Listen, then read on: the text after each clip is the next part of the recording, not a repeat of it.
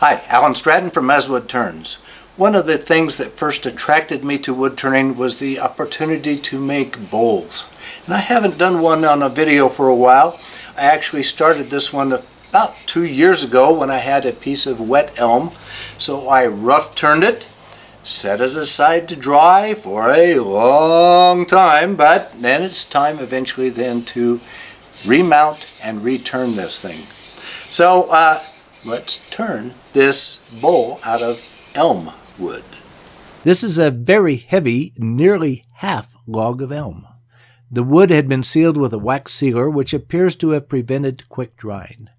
Actually, it appears to be a trapezoidal section. This means that the inside, where I would normally expect to have the rim, is quite narrow and the bark side is wider.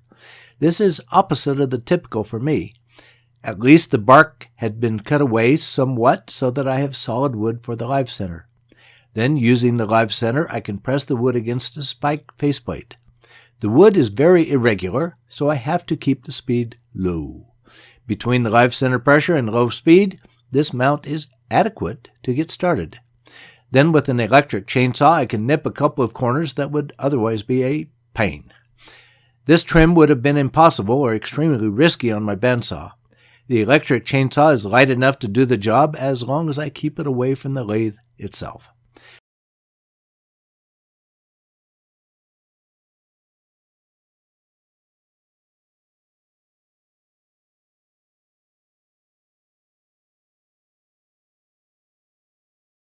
Then at low RPM, I can attack the bowl from bottom up with a freshly sharpened large bowl gouge.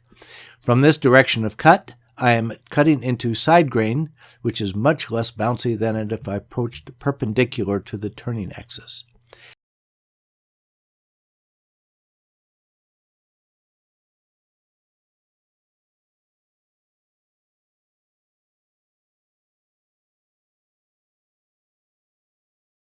As I have cut away enough wood to be round, I gradually increase the speed to more easily remove wood. The top side is going to be a problem, with so much wood cut away in the original harvesting. I do cut away most of the white sapwood and start to form a tenon area.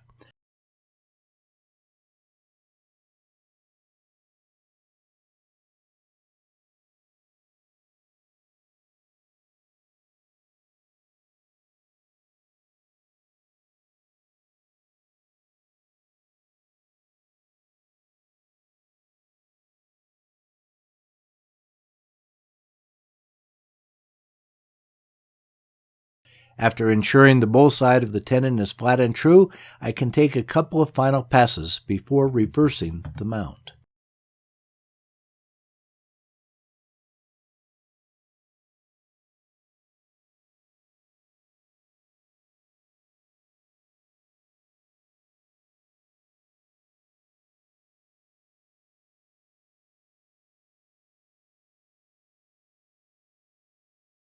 With the bowl now securely in the chuck, I can get serious about the final bowl shape.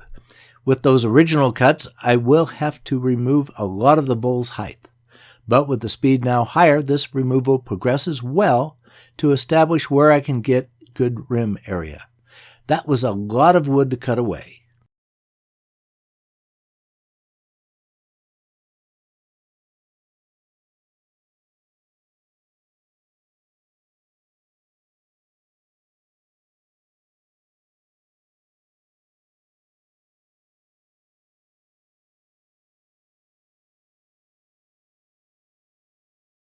Now I can start hollowing, still with my large bowl gouge. To hog out wood, I take a lot of heavy cuts from the center out. This goes well as long as I monitor the opposite wing on the gouge that it does not contact wood. I love how the grain is now showing up.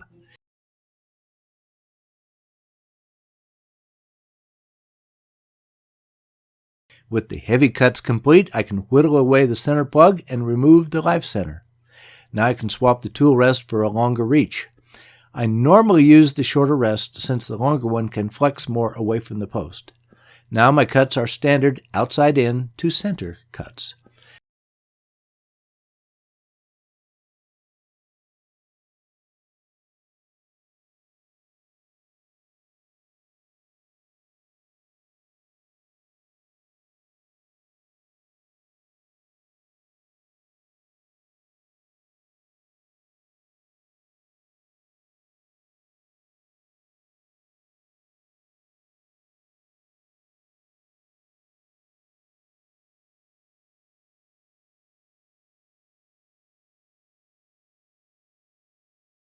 Then I sealed the bowl with PVA-based sealer and put it away to dry.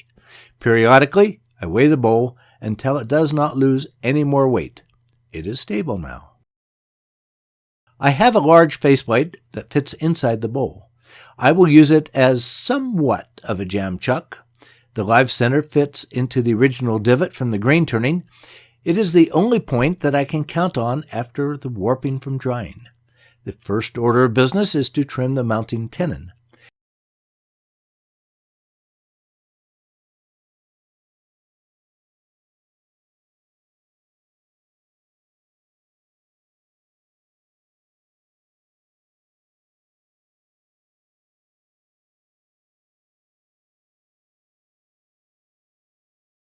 Then I can risk trimming back the exterior. Most of the time, I'm using a shear cut to remove the least amount of wood. Having the tenon cut already was a priority in case the bowl starts shifting.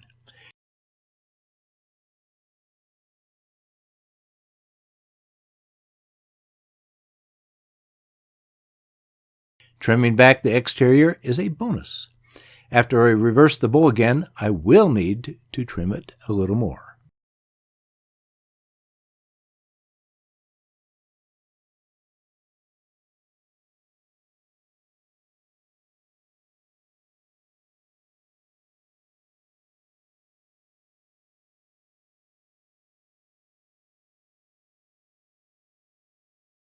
Now I have reversed the bowl using that newly trimmed tenon. While I do the rough trimming, I can keep the live center in place, but with a rubber stopper to prevent damage from the point. First, I can trim the rim so that I know where the rim has to be.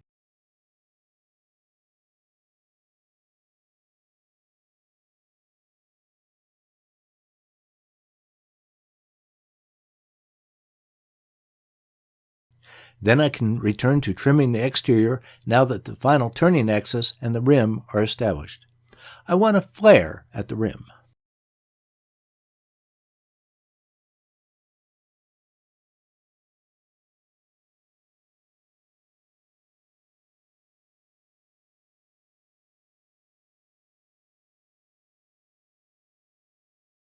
Now for hollowing. The wood is dry and hard. Again, my choice is my large bowl gouge.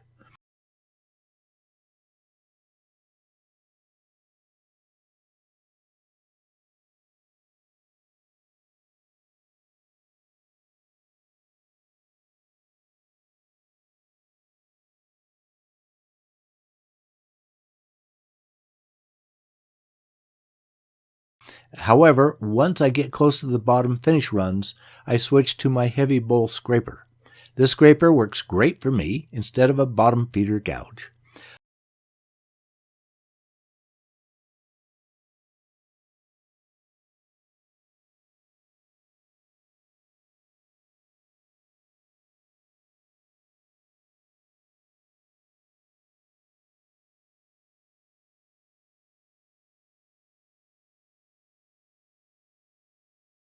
All that is left is to finish the very bottom where the tenon is.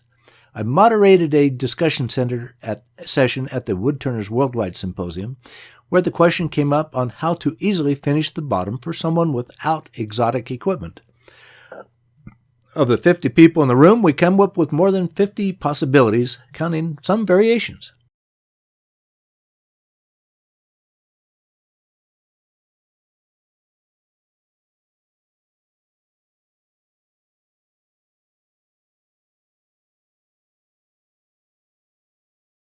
So I decided to keep it simple this time. I mounted a large flat faceplate to the spindle and wrapped the rim with masking tape to protect it.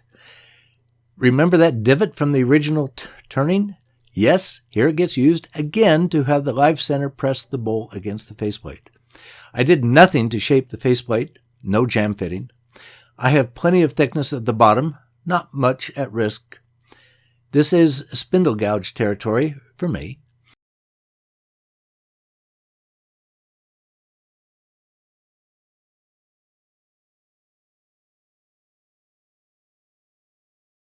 The question in my mind is how far I can cut back that last nub. Where do I stop? Versus how much will I have to sand to clear it away? That question gets answered when it breaks off. Fortunately, no damage.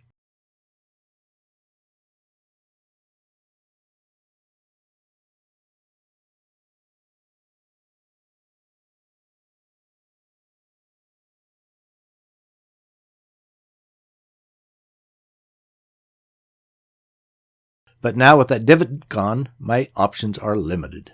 My plan B is my coal jaws. All that I need to do is to sand the bottom. Nothing special here.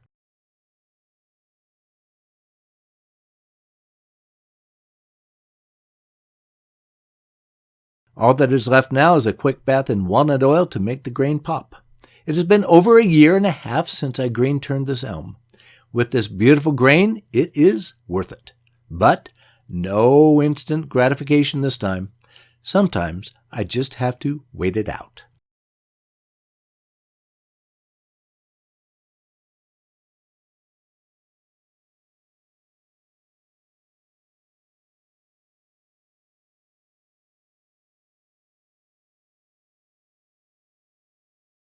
Please give this video a thumbs up, subscribe on my website, and tell your friends about my videos. I appreciate your comments and questions. Every week I add a new woodturning video to my website. Always, please wear your full face shield anytime the lathe is running. It is your last line of defense, as it was mine years ago. I will see you again next week.